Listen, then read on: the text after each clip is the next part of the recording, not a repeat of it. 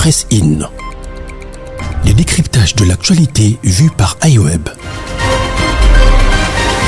L'information pour vous et avec vous en toute objectivité et impartialité. Bonjour chers auditeurs de iWeb Radio, bienvenue dans ce nouveau numéro de Presse In. L'actualité aujourd'hui, c'est d'abord la déclaration du ministre des Affaires étrangères du Kenya. Il dit que la force régionale quittera le sol congolais jusqu'à ce qu'un compromis sera trouvé dans l'amiable entre les forces armées de la République démocratique du Congo et la rébellion du 1-23. Déclaration mal conçue, mal digérée, voilà, par plus d'un Congolais. Nous allons en parler dans cette émission. L'actualité, c'est aussi la sortie officielle de l'Union sacrée pour la nation congolaise, prévue pour ce samedi au stade de martyrs de la Pentecôte, le plus grand stade de la République démocratique du Congo. Pour en parler, je suis avec mes deux confrères. Il s'agit d'abord de Gédéon Atibou, à qui je dis bonjour.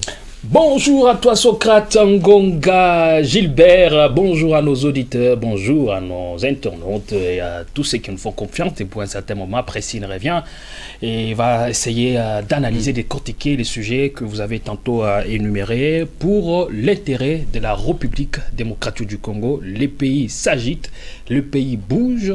Pendant ces temps, les têtes pensantes essaient de réfléchir par rapport à l'avenir de ce grand pays au cœur de l'Afrique francophone. Nous ne voulons pas faire partie de cette génération qui va sacrifier son pays, de cette génération qui va s'aimer la zizanie et jeter les désordres dans la République. Eh bien, nous avons jugé défendable de faire partie du côté de la vérité, du côté de la rationalité. Et la rationalité, c'est bien à travers ces programmes précis. Et oui, iWeb, c'est l'information en toute objectivité et en toute rationalité. Voilà, c'est ça les côtés que vous avez choisis. Or, je vous rappelle que les slogans de l'Union sacrée, c'est « Défendons les pays aux côtés du chef de l'État, Félix Tshisekedi ». Alors, on va essayer de le voir s'ils sont dans le critérium de cette logique. Madame Marina, la plus belle femme de iWeb. Waouh! Ah bon? Vous allez bien? Ça d'après quel classement? Je veux bien, merci à toi Socrate, merci à Gédéon et un grand plaisir d'être encore ici. Pressine, donc on est là quoi. Merci beaucoup. Alors j'ai annoncé les sujets qui seront sur la table de réflexion. Il s'agit d'abord de la déclaration du ministre des Affaires étrangères du Kenya. Il a clairement dit que la force régionale ne quittera les sols congolais jusqu'à ce que un compromis sera trouvé dans l'amiable entre les forces armées de la République démocratique du Congo et la rébellion du 1-23. Déclaration qui fait couler beaucoup d'encre et de salive. Nous avons vu des autorités de ces pays réagir sur cette déclaration, notamment le député national Jean-Jacques Mamba qui demande à la force régionale de partir. Mais moi je me dis, on dit en droit, bon, l'expression m'échappe un peu, quelque sorte de... les attributions sont des compétences. Voilà, les attributions sont des compétences. Voilà. La question que je me suis posée après avoir lu cette déclaration était celle de savoir si le ministre des Affaires étrangères du Kenya a la compétence de parler sur le départ ou le maintien de la force régionale sur le sol congolais. La réponse c'est non. La RDC avait invité la force régionale, n'est-ce pas, sur le sol congolais pour imposer la paix, pour rétablir la paix dans la partie est du pays parce que nous étions et nous sommes agressés par les Rwandais à travers la rébellion du 1-23. C'est-à-dire, c'est nous qui avons lancé l'invitation à la force régionale et c'est aussi à nous de déterminer la fin de la force régionale sur le sol congolais. Exactement. Donc, il ne revient pas au ministre des Affaires étrangères du Kenya de décider sur le départ ou le maintien de la force régionale en RDC. Là, c'est de 1. De 2, dernièrement, il y a eu réunion, sauf erreur de ma part. Jean-Pierre Bemba, après avoir décroché le portefeuille de la Défense nationale, sa toute première action, c'était celle de réunir tous les ministres des Affaires étrangères, dont le ministre des Affaires étrangères du Kenya, pour clarifier les mandats de la force régionale sur le sol congolais. Il était établi clairement que les mandats de la force régionale est de 6 mois renouvelable. Et je vous rappelle que ces mandats étaient déjà renouvelés parce ils avaient épuisé les 6 premiers mois. Donc, la RDC a jugé bon de renouveler les mandats de 6 mois encore.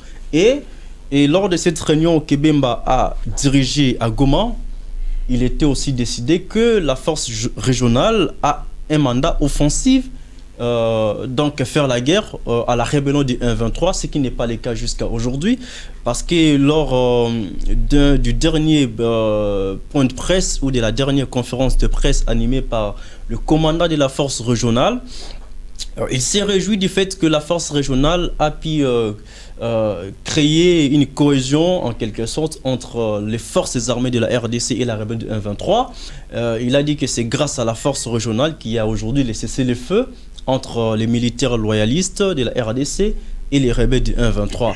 Est-ce la mission de la force régionale était celle de créer cette cohésion nationale, de créer cette attente, ces cessez-le-feu entre les deux forces opposées, ou bien de combattre les rebelles du 1-23? C'est vrai, on doit commencer quelque part. Pour arriver quelque part, c'est toute une procédure à suivre pour faire la guerre contre un pays. Je n'en disconviens pas, mais je me dis aujourd'hui, cette déclaration est venue renforcer ce que beaucoup de gens disaient déjà auparavant, que la force régionale est là comme une moniscobis en fait. Parce que autant que la population congolaise s'oppose à la mission onusienne, autant que la population s'oppose aussi à la force régionale. Je crois que les autorités de la République démocratique du Congo doivent prendre sagement la décision de ne plus renouveler les mandats de la force régionale, d'autant plus que les rebelles du 1-23 ont commencé à se retirer dans certains territoires qu'ils occupaient jadis, si bien que ce sont des retraits, je dirais, stratégiques. Ils se retirent de telle localité pour occuper une autre localité. Donc, nous tournons autour de la peau. Ce qu'il faut faire, c'est vraiment chercher une autre issue, une autre solution. Voilà pourquoi depuis un certain temps, je m'étais dit il faut que nous puissions dialoguer avec les rebelles du 1-23, parce que le gouvernement avait promis qu'une fois que la force régionale, une fois que la rébellion du 1-23 va commencer à quitter le sol congolais, en ce moment-là, il y aura dialogue entre le gouvernement congolais et les rebelles du 1-23. Donc, si aujourd'hui, nous constatons que la rébellion du 1-23 se retire effectivement des zones qu'ils occupaient en amont, nous devons en tout cas aller autour d'une table pour trouver la solution. Parce qu'aujourd'hui, il faut aussi voir lire entre les lignes. Qu'est-ce qui motive le ministre des Affaires étrangères du Kenya de faire une telle déclaration en ce moment ici? Donc, il faut qu'il y ait un compromis, selon lui, entre les rebelles du 1-23 et le gouvernement congolais. Ni ce compromis-là, peut-être les problèmes vont résister, comme qui dirait déshabiller Saint-Pierre et habiller Saint-Paul, résoudre un problème pour aggraver un autre. Si peut-être qu'aujourd'hui la force régionale, là c'est un autre côté de mon analyse, se retire du sol congolais et que demain la rébellion du 1-23 revienne encore sur le sol congolais, ça sera en tout cas une situation désastreuse cette fois-là, parce qu'ils vont revenir avec force que non. Le gouvernement n'a pas su respecter ses engagements. Donc nous devons revenir cette fois-ci avec une force de feu pour mettre le pays en sang et en feu. Donc moi je trouve important, parce que c'est un raccordement frauduleux. La CENI a fini les processus d'enrôlement sur l'étendue du territoire national, sauf les quelques territoires où il y a des poches d'insécurité, notamment Maluku à Kinshasa et quelques territoires du nord et sud Kivu, et même Ituri. Alors je trouve intéressant pour l'instant de pouvoir négocier avec ces rebelles-là afin que les équipements électoraux se déploient dans ces territoires où règne l'insécurité pour permettre à tout le monde de s'enrôler et puis d'aller aux élections crédibles, transparentes et apaisées. Voilà ce que je peux dire et conseiller au gouvernement congolais pour l'instant. S'il y aura opportunité, je vais revenir sur 2-3 choses après. Voilà un peu. Je pense que en te suivant attentivement, on risque de revenir sur les mêmes choses, les choses qu'on a déjà dites. Et évidemment, je te donne raison, on a l'impression de tourner tout autour du pot. Tout à fait. Et ça ne nous profite pas. Et en même temps, au regard de l'évolution de la situation sur terrain dans les zones rouge, jugé rouge par les organismes même internationaux, on constate que Kinshasa ou encore une partie de la République démocratique du Congo ne comprend pas encore l'ampleur de la situation à laquelle la République démocratique du Congo est en train de faire face à ce moment. Et je me dis, est-ce au regard, par rapport à l'immensité ou encore à la taille éléphantesque de la République démocratique du Congo, nous sommes sur des planètes différentes, un pays aux réalités opposées, eh bien, je commence à donner raison à cette piste-là. Quelle piste ?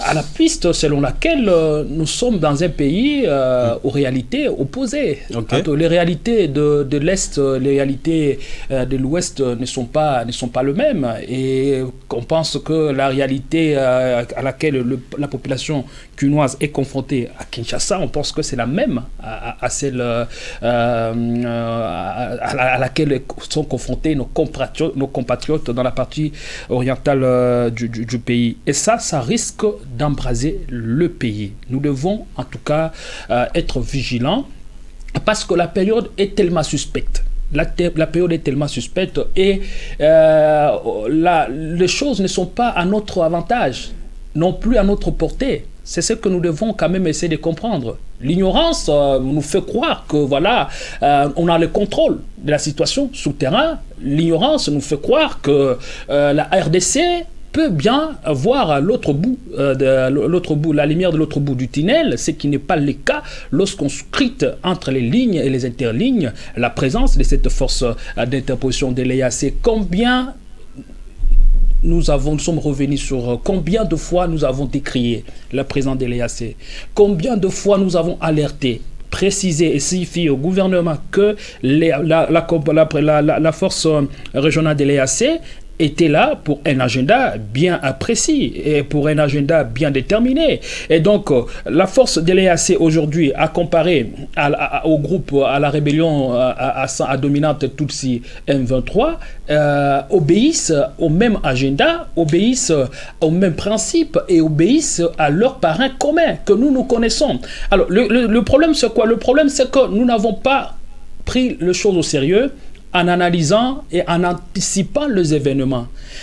Adhérer à une organisation avec espoir que cette organisation vienne vous aider à mettre fin à une certaine rébellion, cela n'est pas une mauvaise chose.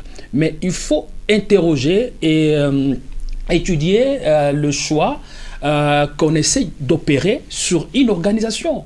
Et aujourd'hui, à mon humble avis, le choix que le gouvernement ou encore les autorités congolaises ont opéré de faire adhérer le pays à la force régionale de l'EAC était une erreur grave dont nous risquons ou dont nous sommes en train de regretter les conséquences maintenant sur le terrain. Que comprendre des déclarations du ministre des Affaires étrangères? Vous comprenez que tout simplement que la République démocratique du Congo, la guerre qui s'est déclenchée dans cette partie est du pays, révèle aux yeux de tout le Congolais que la RDC n'a pas d'amis et n'a pas de partenaires fiables. Donc, à ce jour, la RDC est abandonnée à elle-même. Elle est donc obligée de trouver la solution à la question d'insécurité à sa manière. Et donc aujourd'hui, serait-il encore possible de compter sur l'EAC? Serait-il encore possible de compter sur la MONUSCO en sachant qu'elle a fait plus de 25 ans dans cette partie orientale sans trouver des résultats escomptés? Aujourd'hui, la MONUSCO est maintenue, le mandat lui a été prolongé. Pareil pour la force de l'EAC. Comment maintenir une force régionale dans un pays en sachant en même temps que le résultat attendu les résultats attendus ne sont pas positifs sur le terrain. Les résultats sont médiocres sur le terrain en ce moment. Et vous allez vouloir rester sur un territoire d'autrui, rien que par figuration, rien que parce que le Congolais ou encore ses compatriotes de l'Est ont besoin de voir vos beaux visages ou encore ont besoin de voir vos belles tenues. Ce n'est pas ce dont la population congolaise, surtout les compatriotes de l'Est, ont besoin en ce moment. Tout ce dont nous avons besoin, c'est le rétablissement, la restauration de la paix dans cette partie du pays. Tout ce dont nous avons besoin, c'est que l'on arrive à faire débusquer le M23 et même à déloger le M23 des territoires qu'il est en train d'occuper. Mais qu'est-ce qu'on constate en même temps sur le terrain? C'est que le M23 qui est campé sur sa position de conquérir des territoires, de conquérir des localités, avec l'arrivée de l'EAC, ça permet tout simplement, c'est une stratégie qu'on est en train de créer, ce qu'on appelle le cheval de Troie, pour ceux qui ont appris quand même l'histoire romaine, c'est-à-dire à l'intérieur du cheval de Troie, il y a bien sûr des militaires, il y a bien sûr des personnes qui sont armées jusqu'aux dents et qui viennent pour un but bien précis, c'est-à-dire vous piller, vous détruire et mettre le pays à sac. Donc c'est là que nous sommes en train de constater, bien sûr. Quand les ACC se retirent, quand les M23 se retire, il est supposé, oui, selon selon ce que dit la charte ou encore la charte de l'EAC, il est supposé que les terres ou encore les localités restent entre les mains de la force régionale de l'EAC. Oui. Et pendant ce temps, la même force régionale qui vous dit elle ne va pas se retirer de nos territoires jusqu'au rétablissement de la paix. La même force vous dit non, moi je ne suis pas là pour un mandat offensif. Je suis là pour un mandat juste par observation. Donc vous observez quoi? Vous observez les retours de la paix. Vous observez quoi? Vous observez les tueries, les exactions qui se font tout le jour, où vous observez le pillage de nos minéraux en complicité, bien sûr, avec le M23. C'est là qu'il y a tout un imbroglio, c'est là qu'il y a toute une histoire qu'on est en train d'essayer de monter juste pour maintenir la République démocratique du Congo en cet état. Et c'est malheureux. C'est pourquoi, à l'entame de mon intervention, je le disais que les choses ne sont pas à notre avantage, qu'on ne nous trompe pas. Les choses ne sont pas à notre portée et nous devons travailler à partir de maintenant. Soit carrément renvoyer cette force de notre territoire, lui dire voilà, votre mandat prend fin à telle période, maintenant nous allons essayer de mettre en contribution tout ce qu'on a comme moyen, tout ce qu'on a comme force pour essayer maintenant de combattre avec nos moyens la rébellion qui est en train toujours d'évoluer vers une situation, d'évoluer vers des contrées très importantes. Donc, à mon humble avis, je pense que nous nous sommes embarqués dans une histoire qui ne nous profite à rien. Et ceci dit, c'est un message pour le gouvernant, pour Kinshasa, de revoir, de reconsidérer son adhésion à cette force régionale de l'EAC et en même temps aussi, pourquoi pas, de former une brigade militaire qui sera envoyé dans toute ce contrée afin de pouvoir rétablir la paix dans cette partie est du pays. Pendant ce moment, pour chuter rapidement, lorsqu'on comprend que vous n'avez pas d'amis, lorsqu'on comprend que vous n'avez pas de partenaires, le mieux à faire en cette période précise, c'est de nous unir, c'est de recréer la cohésion. Parce que nous avons compris, ni la force régionale ne va pas nous aider, à nous faire sortir de cette situation, moins encore la communauté internationale ou la MONUSCO. Toutes ces organisations régionales ou encore mondiales ne vont pas nous aider à sortir de la situation. Par contre, elles ont le mérite de nous plomber et de nous maintenir dans ces carcans du néocolonialisme. L'agenda pour l'EAC, je le révèle, c'est juste le minerai de l'EAC, du Congo. C'est juste les pillages des ressources de la République démocratique du Congo. Voilà, merci beaucoup Gédéon pour tes analyses plutôt. Je dois aussi accorder la parole à Madame Marina pour brosser un peu ces sujets d'actualité qui fait couler beaucoup d'encre et des salives.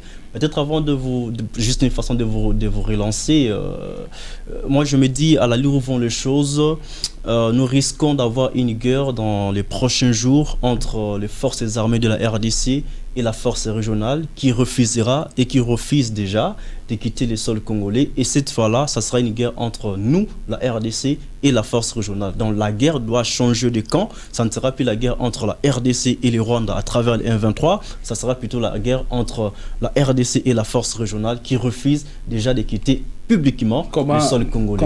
Comment on va assister à une telle guerre quand on sait que voilà, il y a cette présence qui est chez nous, cette force régionale qui est chez nous et qui connaît déjà les terrains, qui connaît par où entrer, quoi faire exactement. Justement, ils sont en train d'étudier déjà les terrains et même dans ces complots dans lesquels nous sommes englués, il y a aussi certains fils des pères et des mères qui sont dedans et qui essaient de tirer des ficelles de part et d'autre. Mais tout le monde donc, c'est comme ça que je disais, c'est une probabilité, c'est un cas d'hypothèse auquel nous pouvons arriver. Mais c'est comme ça que je dis, détrompons-nous, la situation n'est pas à notre avantage. La mission onusienne est là plutôt près de 20 ans sur le sol congolais.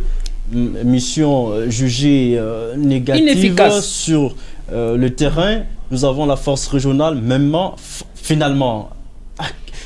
C'est quoi l'issue, Madame Marina? Je reviens sur les discours qu'a donné le ministre des Affaires étrangères, Alfred Mumba. C'est Mumba, voilà.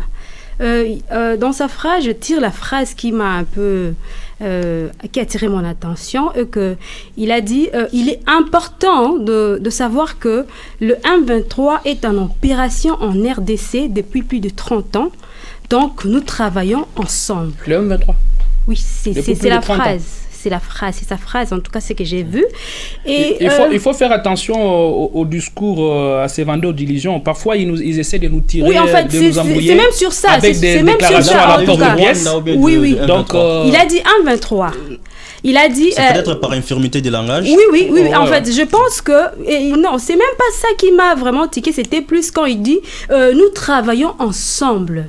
Moi, je reviens sur l'idée... j'ai toujours dit ici que tout ça, ça doit être une leçon pour nous, la RDC, parce que, on t'appelle, on t'invite pour nous aider à expulser nos ennemis.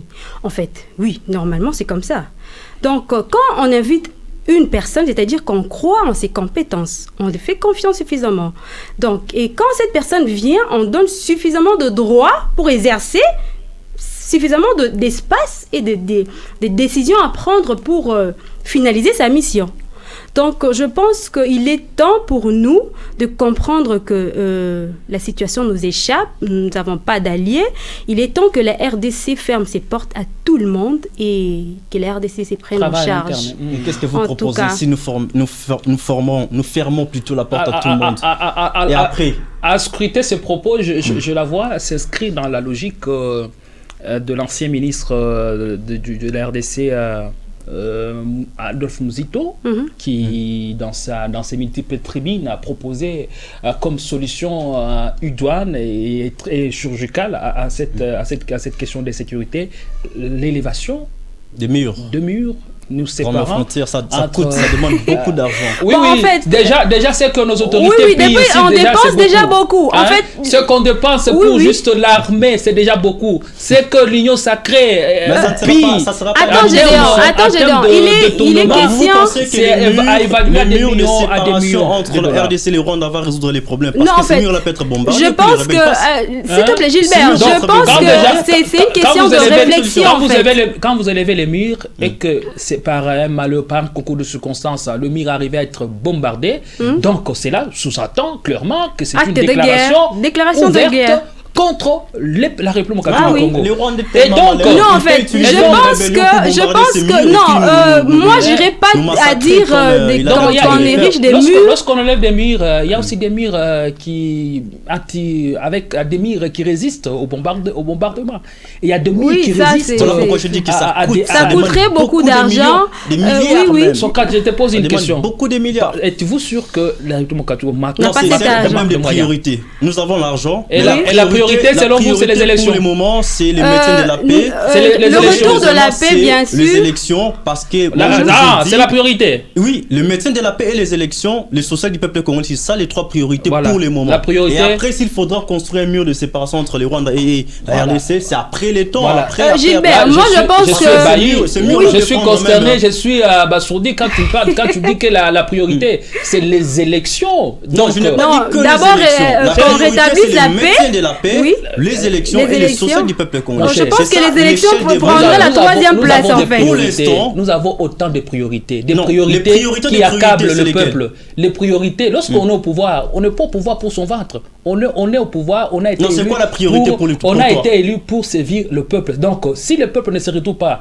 dans tout ce que vous faites, eh bien, ça ne sert Non, à c'est rien. quoi la priorité Ça ne sert à pour rien toi? de vous accrocher au C'est quoi pouvoir. la priorité? Le Donc, rétablissement de la paix à mon humble avis. et le niveau élections, social. est-ce que les élections seraient une solution Les élections, pour en tout cas, crise, ça- C'est quoi la priorité Ça vient à la pour toi? troisième position, Donc, d'après moi. La priorité, c'est d'abord la paix. les pains Mhm. et la paix. Oui, oui. Mais c'est ce que je dis. Après, on va maintenant Les chercher. élections, c'est ce que je dis. On va En maintenant fait, de toute façon, chercher. tu as Ça, c'est énuméré, les- je ça- pense oui, que oui. les Non, élections c'est ce prendraient que la je troisième dis. place Vous avez dit la normalement. priorité, c'est d'abord Donc- le maintien de la paix, élection et le social du peuple Attendons-nous. congolais. Tu Non, le dis les autrement, élections c'est la doivent même venir à la priorité. troisième Attendons-nous. C'est la position. même priorité que je dis. Attendons-nous. Donc aujourd'hui, si nous devons tabler sur les priorités du pays, je ne pense pas que la question élection devra passer tout ce qu'on a comme problème. Non, moi j'ai Moi toujours non dit plus, hein, que les l'organisation élections, des Je ne élections le pense pas. est Je l'un ne des pense- moyens j'y pour crois même plus, le en fait. rétablissement de la paix dans la Les- partie les- est les du pays. élections- Parce que s'il n'y a pas élection, il y aura des groupes d'opposants qui vont naître, qui vont chercher à créer des rébellions. C'est pourquoi et nous j'ai faire dit la que guerre. ça doit venir Voilà à la pourquoi troisième j'ai dit position. La première position, j'avais dit le Troisième. maintien de la paix. Oui, Deuxièmement, deuxième, les élections. oui. La troisième, c'est... Non, non. les Je les pense que les élections doivent les venir à la élections troisième vont place. nous permettre d'améliorer les conditions de vie du peuple congolais. Attends, s'il te avec plaît, des nouveaux Gilbert. dirigeants Attends, à la tête attends. des institutions. Attends, réfléchissons. Moi, je pense que la première position revient au rétablissement de la C'est ce paix. que j'ai dit aussi. Attends, deuxième Voilà. position, je crois, le niveau social. Parce que avant les élections, il faut d'abord, après la paix, qu'on ait d'abord à quoi Mais le manger. social sera amélioré à Je travers ne pense les pas que les élections avec vont les apporter la nouvelles solution au niveau autorités à la tête social. du Je ne pays. pense pas. Bon, Gilbert, les avis sont s'il partagés, te ce plaît. n'était En pas tout le cas, sujet ça là, et principal. je reviens en tout cas sur ce que je disais. Ok, vas-y. Pour moi, en tout cas, pour fermer la parenthèse, je pense que j'énumérerai plutôt commencer Pourquoi par aller aux le élections pendant rétablissement que de vous la n'existez paix. pas comme État? On Deuxièmement, n'existe pas comme je État. pense que le niveau On n'existe social pas comme et puis nation. les élections à la troisième place. nous sommes un Parce que État. les élections, Non, non, en tout cas, j'y pense plus. par État. Nous ne C'est sommes, quoi un État? nous ne sommes pas un État. Nous sommes un État. Voilà, là C'est quoi un État? là c'est la question que vous me posez et je t'ai Un pris État, de un m'accorder État, le un temps État. suffisant Non, c'est- pour essayer non, voilà, d'éclairer toutes les zones d'ombre, même éclairer la... Un État, c'est quoi? Un État, c'est d'abord un Tu territoire. as posé la question, tu réponds. Non, à- tu vas relancer après. Un Ok, État, c'est d'abord ok. un territoire, nous en avons. Un État, c'est la population, nous en avons. Un État, c'est aussi la reconnaissance internationale par l'ONU. Nous sommes reconnus en tant qu'État souverain. Un État, c'est tout ça. Ensemble des institutions, ça forme ce qu'on appelle État. Peut-être dire que nous ne sommes pas une nation, parce que la nation, c'est quoi? Les sentiments de vivre ensemble. Parce qu'aujourd'hui, il y a beaucoup de divisions, de discours séparatistes, racistes, ségrégationnistes. On peut dire que nous ne sommes pas encore une nation, mais nous sommes un État. Mais il s'agit de quel type d'État? Parce qu'il y en a plusieurs. Il y a l'État régalien, il y a l'État démocratique, il y a beaucoup de sortes, il y a 6 sortes d'États. Un État régalien, c'est un État qui est capable de protéger les frontières de son pays. Nous ne sommes pas un État régalien parce que On nous sommes n'arrive pas en pleine encore jusque-là, insécurité. oui, nous On sommes en n'arrive pas à protéger nos insécurité. territoires. Voilà pourquoi nous sommes un État. Et juste Gilbert, tu me démocratique. permets de finir te d'abord mon reviendrai- histoire, s'il je te te reviendrai plaît. avec force de plutôt, détail sur la forme de l'État. Et par là, vous comprendrez que, en tout cas, la RDC n'en est pas un. On peut revenir donc, sur ça. Je reviens d'abord, que je finisse d'abord la question de mon analyse à il moi. nous reste que 5 minutes. Et Oui, si je voulais, en tout cas, moi je pense qu'il est temps, comme je le disais, la RDC de fermer la porte aux autres et d'essayer de prendre en charge. Et je pense que c'est les moments que Jean-Pierre Bemba, étant que vice-premier ministre et ministre de la Défense, comme l'avons dit l'autre fois ici, avec son expérience et tout ce qu'il a cette force, il fut un rebelle bien sûr et tout, et il a participé, il a fait la guerre plusieurs années. La guerre à l'état rebelle.